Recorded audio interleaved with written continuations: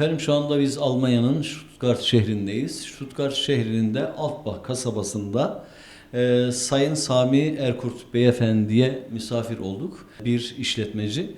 Efendim sizi kısaca tanıyabilir miyiz? Önce hoş geldiniz hürmetinize. Ayağınıza sağlık. Ta uzaklara zahmet ettiniz, geldiniz. Abdülcelil Bey'i de özlemiştim zaten. Çoktan beri görüşmüyorduk. Ben Sami Erkurt, Ankaralıyım. Yaklaşık artık kaç yıldan beri Almanya'da olduğumuzu bilmiyoruz. Burada doğmadık ama burada büyüdük. Almanya'da büyüdük.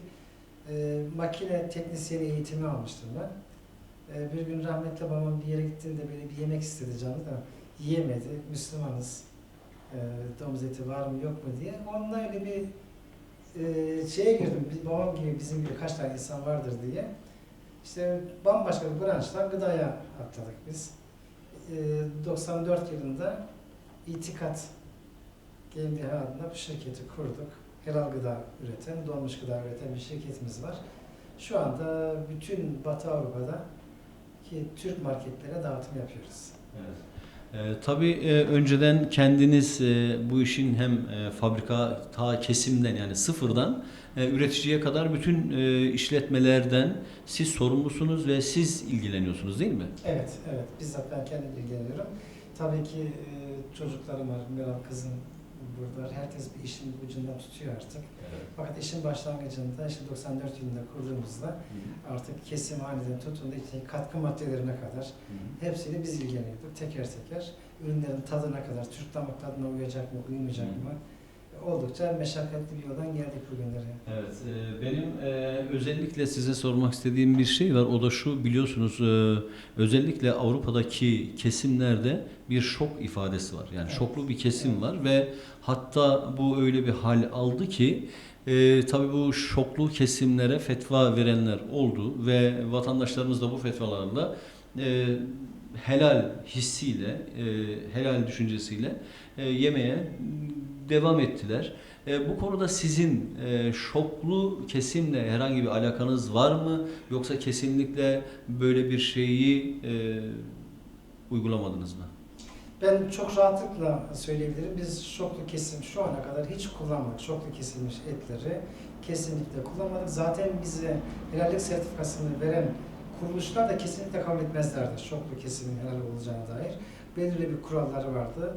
Biz işte İngiltere'de veyahut da daha çok Hollanda'da, Belçika'da, Fransa'da resmi helal kesim yapan yerlerle çalıştık şu ana kadar. Oraları teftiş eden kuruluşların verdiği etlerimizi oradan aldık biz. Çok şükür şimdi şu anda Bulgaristan'ın Kırcaaliye bölgesinde Cebel kasabasında kendimiz şimdi şu anda şoksuz kesim yapıyoruz. Şükür olsun. Müslümanlar kesiyor. Bunun belli bir kuralları vardır. Helal olması için 3 tane borunun kesilmesi gerekiyor. Hele besmele çekilmesi gerekiyor.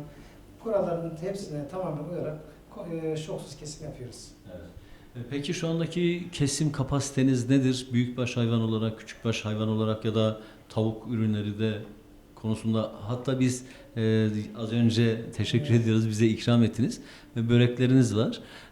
Lezzetli ve biz de severek yedik. Neler söylemek istersiniz? Şimdi kesim konusunda kesim bizim işimiz değil. Biz etin helalli olan eti tedarik ediyoruz biz.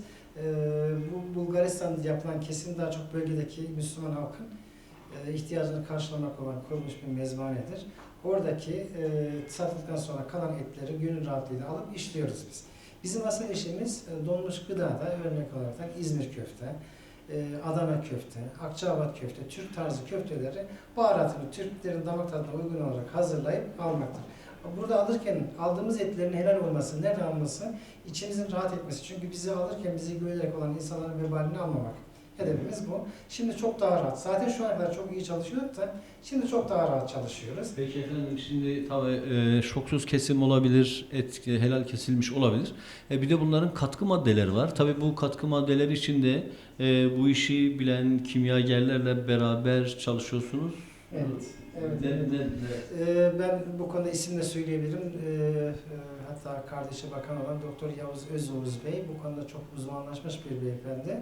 Kendisi bize bütün ürünleri, kendi fabrikamızda kullanılan ürünlerin bile bütün spesifikasyonlarını gönderiyoruz. İnceliyor, ha burada arama, bir tatlandırma vardır, bunun içine belki alkol olabilir mi acaba diye analize gönderiyoruz.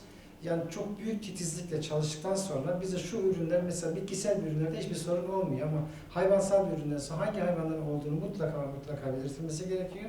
Ona ayrıca baharatçı firmalara biz ek olarak da anlaşma yapıyoruz.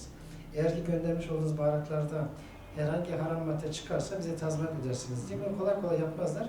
Ve baharat firmaları da bizi kendileri referans olarak gösteriyor. Bakın biz bu şirkete baharat satıyoruz. Evet.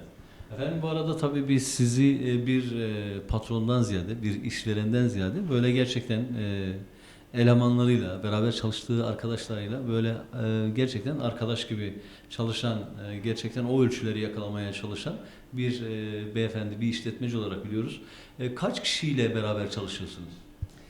Biz şimdi şu an için toplam itikat çalışanların sayısı 70-80 vardır. Fakat biz yaklaşık 4 yıl önce sistemimizi değiştirdik.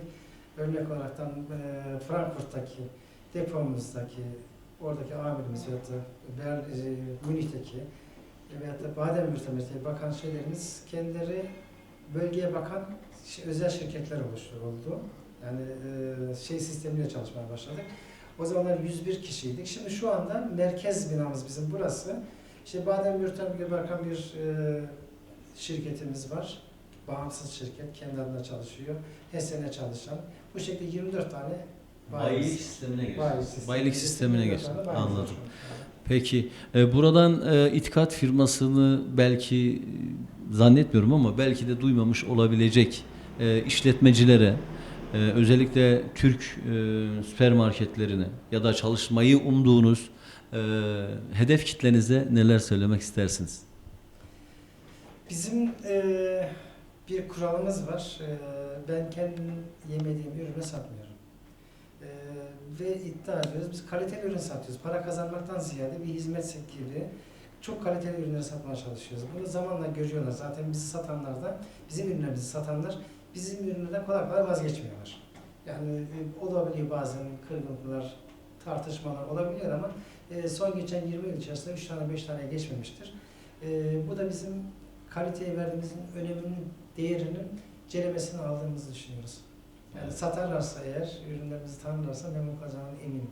Evet. Biz sizin özellikle insana, insanlığa, dünyanın neresinde olursa olsun ezilene, üzülene, zulüm görene de tabii böyle bir ilginizin, alakanızın olduğunu, o insanların yanında olmaya gayret ettiğinizi biliyoruz. Siz neler söylemek istersiniz? Bu konuyu sorduğunuz için size çok teşekkür ederim. Bazen muzdarip olduğumuz günler oluyor. Ben kısaca yapayım. Ben çok küçük yaşta Almanya'ya geldik. Benim içimden okuma hevesi vardı. Kitap okumayı çok seviyorum. Küçük yaşlardayken Kızıltuğ, Battal Gazi gibi kitapları okuduğundan olsa gerek yurt dışındaki Türklere karşı özel bir sevgim, alakam vardı. Onları gördüğüm zaman sanki bir akrabamı, yakın bir tanıdığımı görmüş gibi, hiç tanımadan binlerce kilometre uzaktaki bir insanın bir sevgi var. Evet. Artık buna siz Turancılık değil ama şunun altını çizerek ifade etmek istiyorum ben. Bu kesinlikle bir ırkçılık falan demek değildir. Ben bir tane Türkistanlı veyahut da bir Türkmeni veyahut da bir Azeri'yi sevdiğim için Türkiye'de ve dünyanın herhangi bir yaşayan bir Ermeni'ye, bir Süryani'ye herhangi bir şeyim yoktur. Bilakis benim çok sevdiğim Süryani arkadaşlarım var, çok sevdiğim Ermeni bir arkadaşım var bunun tarafında. İnsanlar insan olduğu için seviyoruz. Fakat onlara karşı özel bir sevgim var. Bu kitaptan sonra, biz Abdülcelil Bey'le öyle bir ortamda tanıştık. Ve çok etkilenmiştim ben.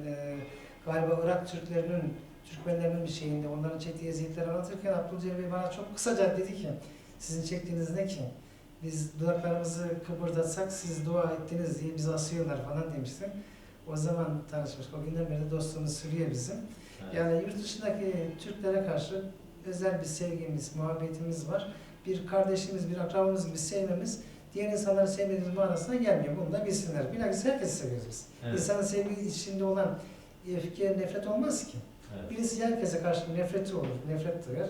Eğer bir insan birisini seviyorsa ona karşı herkesi seviyordur. Evet. Onun için diyorlar ki ışığın girdiği yerde karanlık, sevginin girdiği yerde nefret olmaz. Biz de size katılıyoruz. Peki tabii biz tekrarlıyorum Uygur TV olarak burada olduğumuz için bizim ekranlarımızdan Uygur Türklerine, Doğu Türkistan'a neler söylemek istersiniz? Doğu Türkistanlı kardeşlerimize ilk önce bilsinler ki Anadolu'daki Türklerin tamamı aynı benim gibi hissediyorlar. Kalbimiz, duamız sabah akşam sizinle. Demin yanında 2 tane arkadaşım vardı. Uygur Türklerden arkadaşlarımız gelecek dedikleri zaman böyle adeta ağlayacak vaziyete geldiler. Türkiye'de yaşayan 80 milyon insanın tamamına yakını elimizden geldiği kadar sabah akşam dua ediyoruz. Yalnız değildir. Allah yardımcıları olsun. İnşallah bir gün mutlaka gelecektir. Yani Allah mazlumların yanındadır. Ve Türkiye veya herhangi bir yerden dolayı mutlaka kurtulacaklar. Onların çektikleri işkenceleri, o çektikleri zulümleri biz biliyoruz. Çok üzülerek izliyoruz. Onların acıları bizim acılarımız.